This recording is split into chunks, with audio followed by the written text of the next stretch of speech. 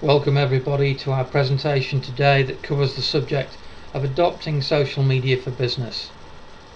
This presentation is brought to you courtesy of JR Bislink. Teresa Hooper has kindly asked me to speak to you today on the subject. And my name's Paul French from Go to Marketing. So we'll get started then, and the world of social media is fascinating, and it's also very confusing for some. So what we'll try and do today is to unravel some of that mystery and confusion, but also at the same time hopefully encourage you enough to step into the sea of social media and just to get started, to embrace it, because the sooner you do, the sooner you can start getting the maximizing opportunities and reaping some benefits from it.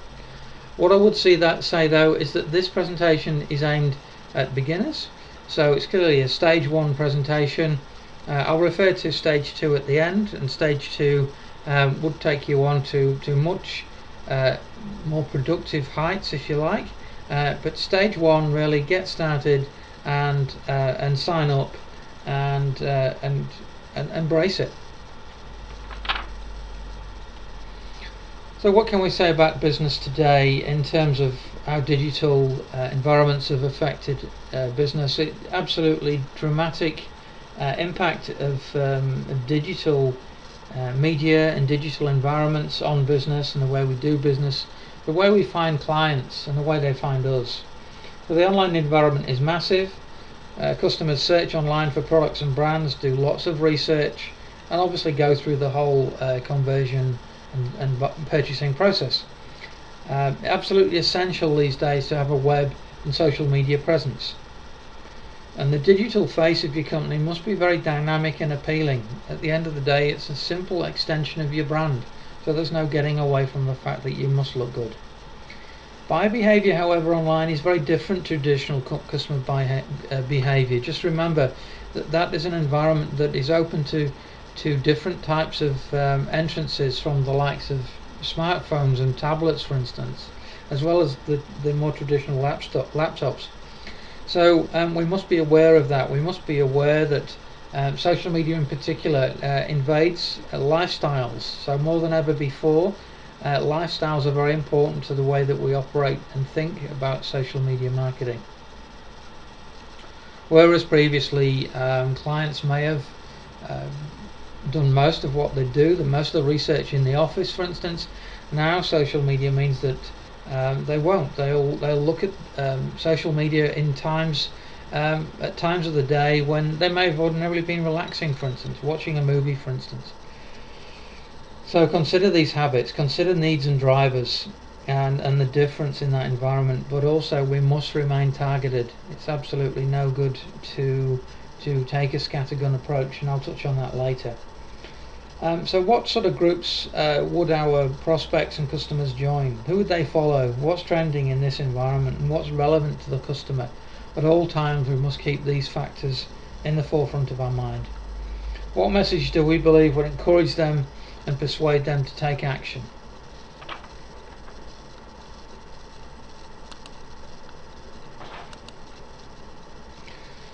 So the social sea is very overwhelming, especially when you're about to or still considering jumping in.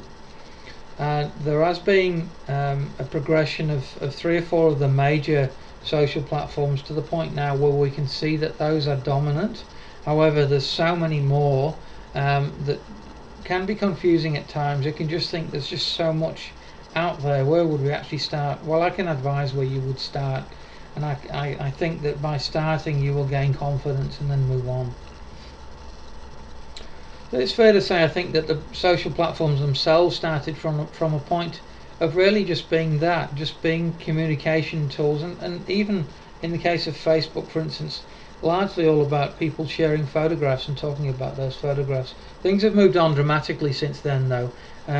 Business probably started adopting social media 2 or 3 years ago, probably viewed at that point in time by business as largely an awareness tool, but it's fair to say that over the last year, 18 months, that's not been the case. Specifically entered into business thinking now as strategic weapons, and social media is a deliverer of messages in a valid place. It's valid in its own right. It should have its own strategy, it should have its own planning, it should have its own budget, and it should be resourced and manned and managed by people that are aware that it is a vital tool, a tool for delivering messages and for extending the brand. So the social platforms that we would first focus on in terms of diving into the social sea would be what I would call the big four. How do we decide what the big four are? Well, clearly in terms of usage at this point in time, that's a good place to start, and we can see that Facebook is still dominant, closely followed by Twitter and then LinkedIn. We'll just not talk about blogs too much at this point in time, it's a slightly different thing. And that's followed up by video streams like YouTube. So I'll include YouTube in the big four, and I'm saying that the big four is the place to start. So if you're going to sign up on 4 social channels, I would start up on Facebook, Twitter, LinkedIn and YouTube. They all actually complement each other quite well. That's happened organically, but they all do slightly different things. They operate in slightly different ways, and we should be aware and adjust what we do to take on that. They're all, however, very interactive, and they all what should drive your thinking in operating all of them is that these are sharing environments. They're interactive, and we should look to give something and offer something of value, and not use them as simply an advertising tool. Sure. On the likes of Facebook, for instance, we can advertise, and that is a weapon within Facebook, but don't think of that as the starting point. These are not advertising weapons per se. They're interactive tools where we can add value and address the market in a different way.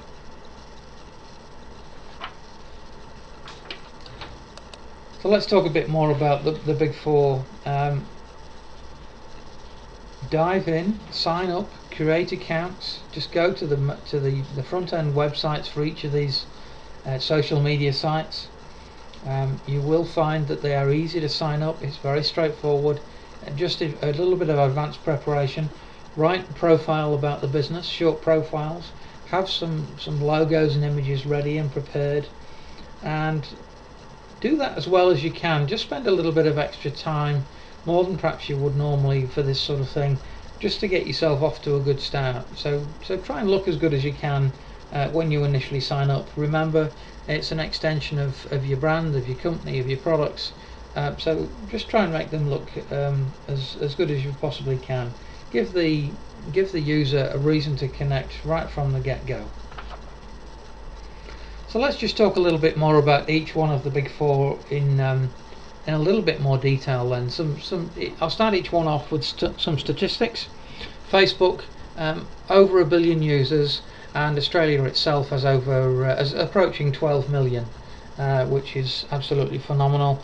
As you all know, many of them will be pure, what you would say, lifestyle users, and not too interested in looking at businesses within that environment, but an increasing amount are. So that channel is being used more and more in a business sense. Just to give you a thumbnail sketch of Facebook, it's a very visual and dialogue based environment. You should aim, as an objective should be, to get likes for your posts, and posts are simply what you decide to talk about.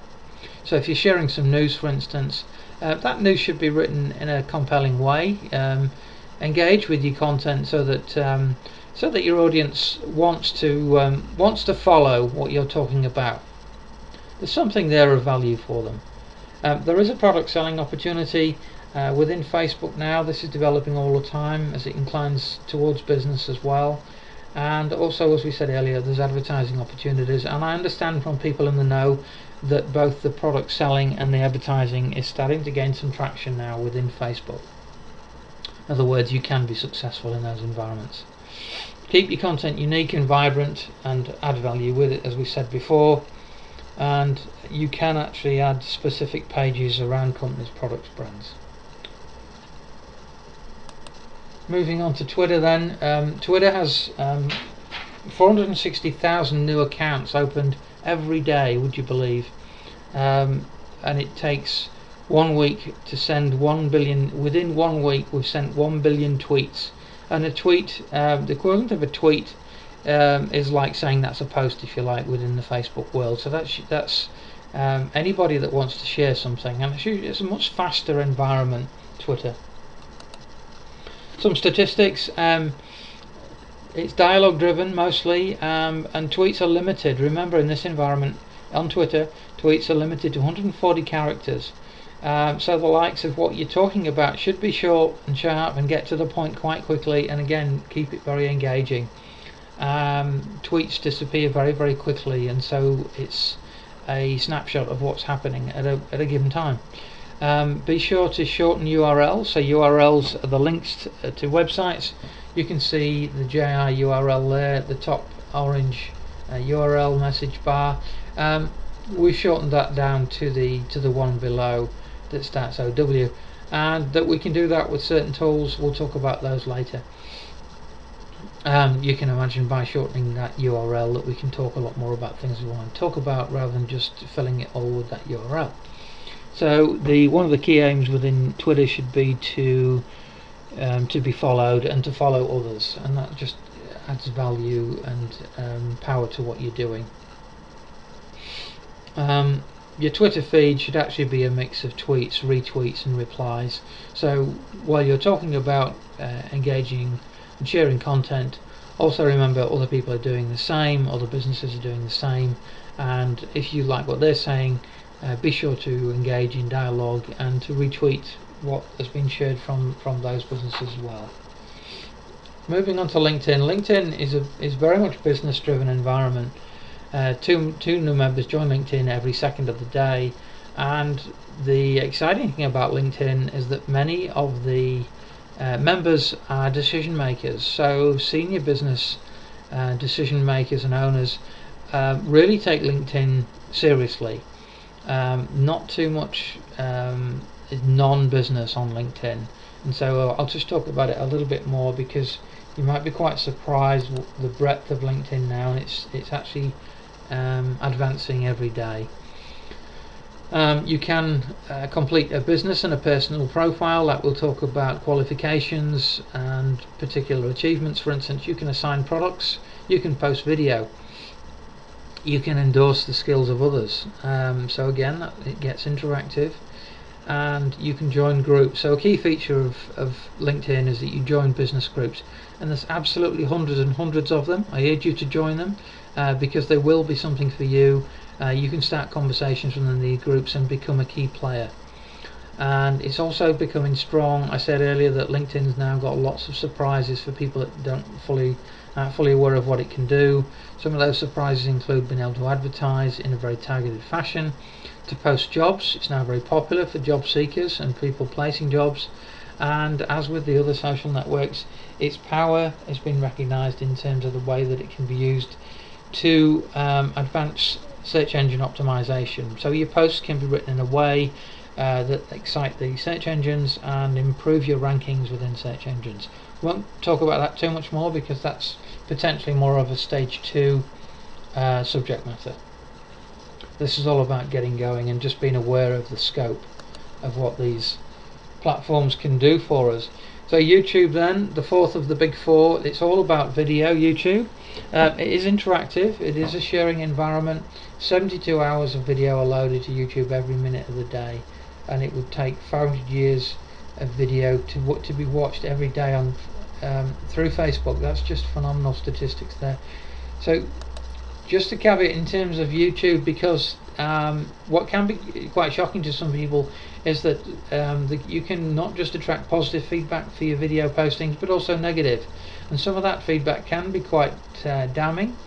If people don't like what your video, the content of your video, or just people that just aren't too friendly about it, so just be aware that can happen. You can control that, so you can turn off comments, for instance, or delete them, but just be aware that that is a factor on YouTube. You can build a profile, you can create playlists, and you can tag the videos. So another interesting thing is that you can stream video from YouTube direct to your website. So the videos will look like they're playing from your website, but they're actually playing from YouTube. and there's benefits around that for SEO as well. So keep it interesting, keep the content interesting, not too corporate because those things don't get watched too much, and quirkiness certainly is attractive to people, and being fun is attractive. Of course we can promote, but if we're hoping to go viral and to really attract some traction through YouTube, then we have to be quite interesting the way that we might approach it. So, as if you weren't convinced enough already, why should you go fishing? Why should you engage in social media? Well, the Social Media Examiner survey tells us that it increases exposure. So there's a belief amongst the marketplace that that's what it does, and increases traffic to websites. It can generate leads and improve sales, but I think it definitely helps develop loyal fans that engages with followers on a deep basis. All of those things we've kind of touched on, so probably not too much to dwell on any further, but not to underestimate the power of the growing power, in fact, of the social media platforms. Some quick statistics then, just to endorse those, the power there. We could say that there is a rise in the belief in the power of the search engine rankings through social media, and also for generating qualified leads. And the environment is, while it can create increased exposure and selling potential, you would say still that B2C marketers, business to consumer, focus on Facebook and Twitter moreover, and that's just simply because of the way that they operate those environments. And B2B, as we said earlier, definitely LinkedIn is the way to go, and YouTube, everything.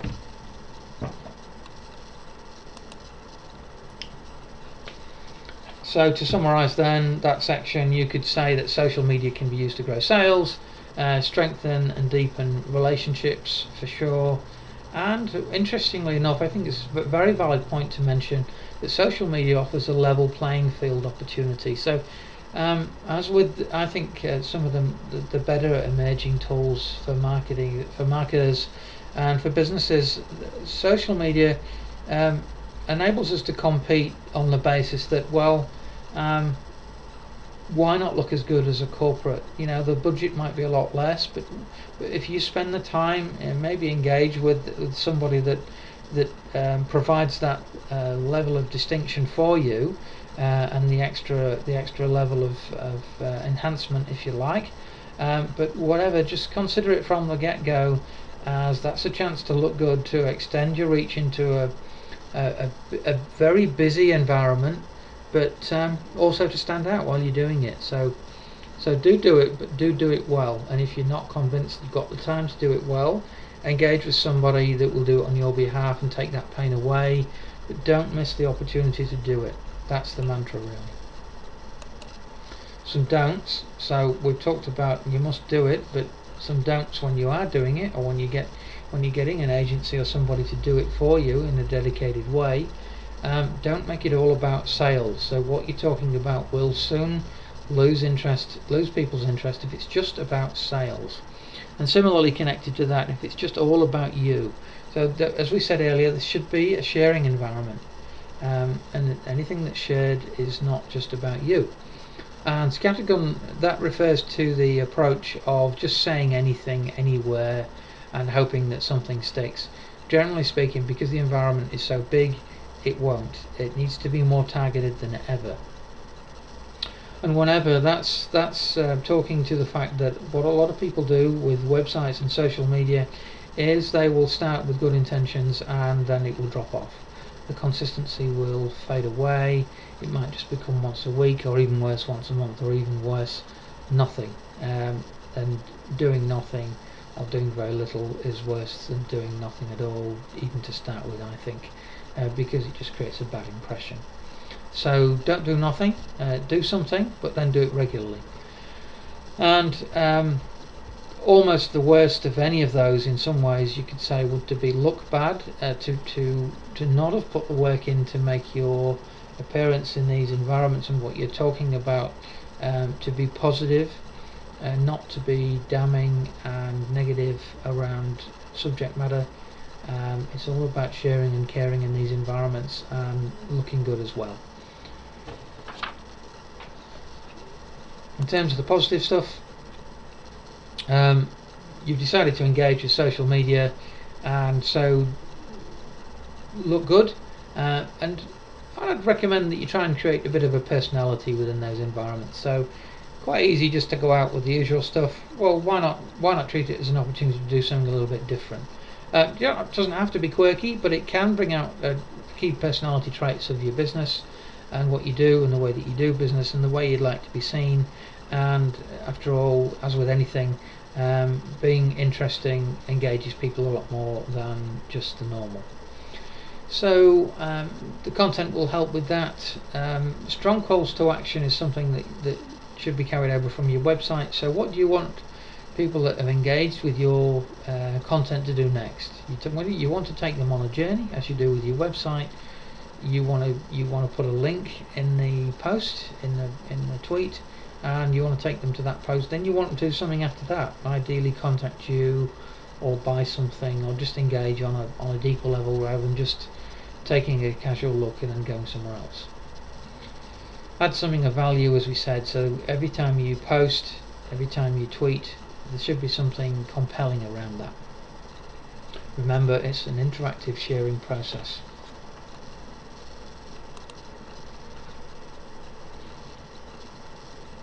And again, from similar survey, what do social media platform users want from the brands that they engage with?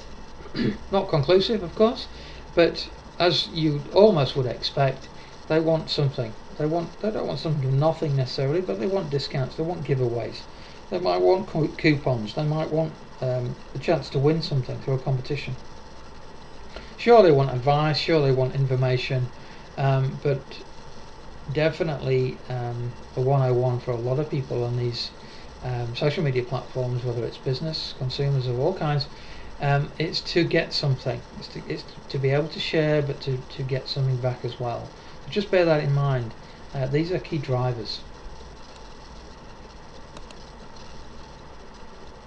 And products of all nature, really, that's saying, are being researched and be purchased.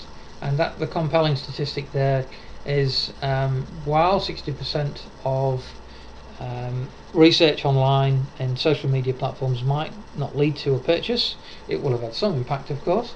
40% would of some type, and that can be compelling. And I think that will only grow. That factor. Just move on to, again, just a bit of a almost a warning now around the use and the process and the time and the resourcing of social media management, because again, it could be easy to assume that you could dive into these interesting environments and somebody that operates the switchboard, or somebody that works in admin part-time, well, yeah, absolutely, they could operate in your social media platforms for you. Nothing wrong with that at all. I think I would probably recommend it would be better if the individual had a really good broad view on the business and what the objectives are through the use of social media. But regardless, really what I'm trying to say is dedicate a resource to it, and whether that's for 2 or 3 hours a day, or whether it's for a bit less than that, don't underestimate the amount of time it takes to generate good content, to research what competitors might be saying, to deliver the right message, to link to the right environment. Remember, we're talking about calls to action, we're talking about being compelling. Don't underestimate the time involved in being able to maintain and deliver a message, and just align it with the value, align it with the, there's a cost benefit here, folks, because there's a lot of opportunity. If it's something we've not done before, or something we've not done well before, just resource for it, just budget for it, and allow what's necessary to be able to deliver yourself the return from social media, because the potential is massive, but we're only really going to recognize that if we do it right from the beginning. So if you do want to do it, which I would urge you to, make sure that you are confident that as part of the planning process that you've established that a dedicated resource or two individuals, for instance, are going to commit to this, and they're going to commit the right amount of time every day, and from the get-go that this is a serious strategic marketing venture for the business. And if that's not possible, don't walk away at that point. Talk to somebody like me, or somebody that does something like me, to manage this for you. Usually quite cost effective, because the tools are available and the content is available. It just needs to be managed and delivered in the right way, and present you in the right way. So how do we manage the trip? How do we manage social media? Well, there are tools available, productivity tools, largely management tools like TweetDeck and Hootsuite, for instance, very popular in businesses for managing the what you'd say largely is a distribution of the content. Those tools won't produce the content, of course, and that's the hard bit, but they will help you with managing it and delivering it to these different channels. Also with analytics, just bear in mind that as you move through your journey of social media for your business, you can, and particularly as you move towards stage 2, and if you engage with an agency, the benefit can be dramatic, because you can start to generate analytics and deliver additional content to market that can be very compelling and really start to drive business for you. Return on your investment effectively.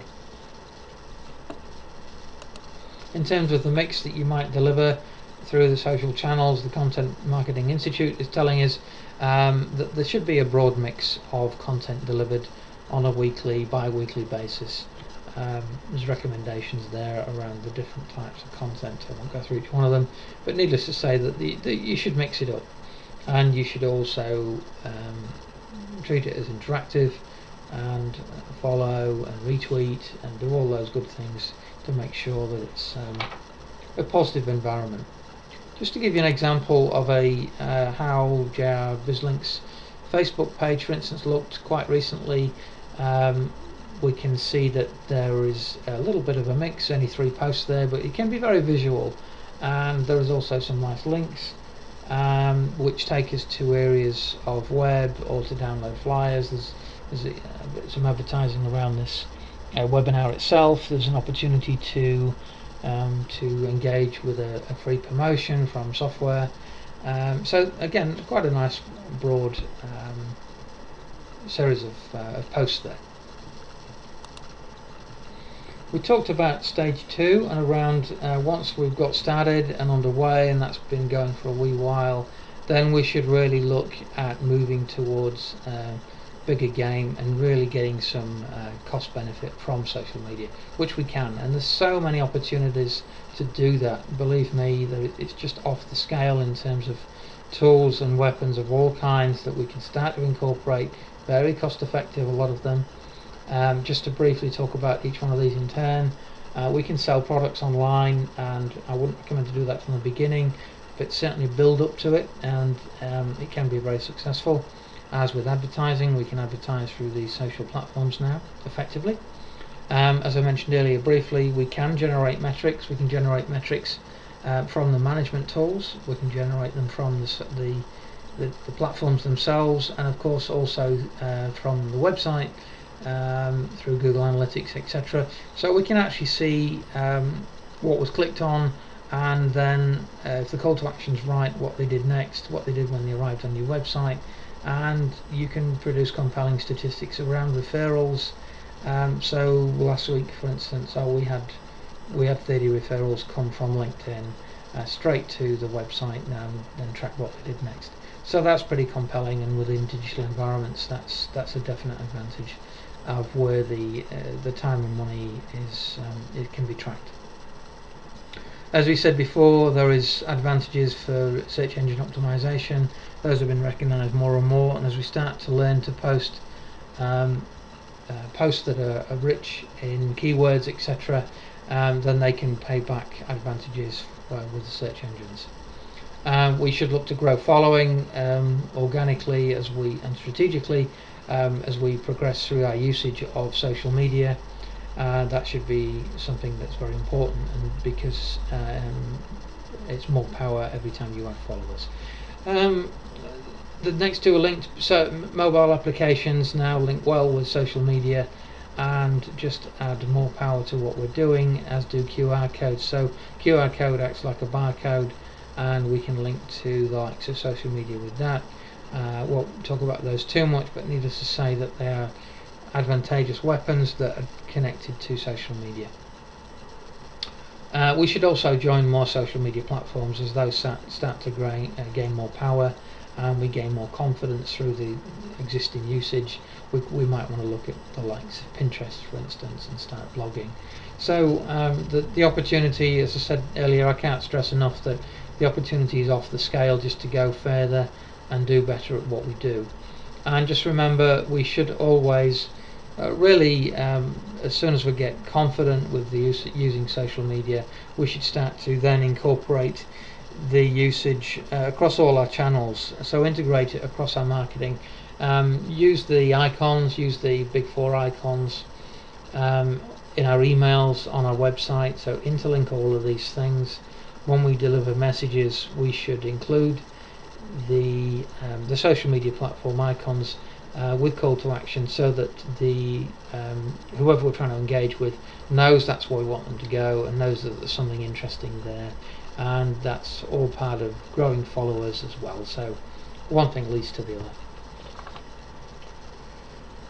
There's no questions clearly at this point, so I'll just move on to say that if you would like to know more about what we've been talking about today, you can contact me on 044 8888 106, or gladly contact Teresa at JR BizLink. Hope you've enjoyed the presentation on social media, and I hope to speak to you again soon.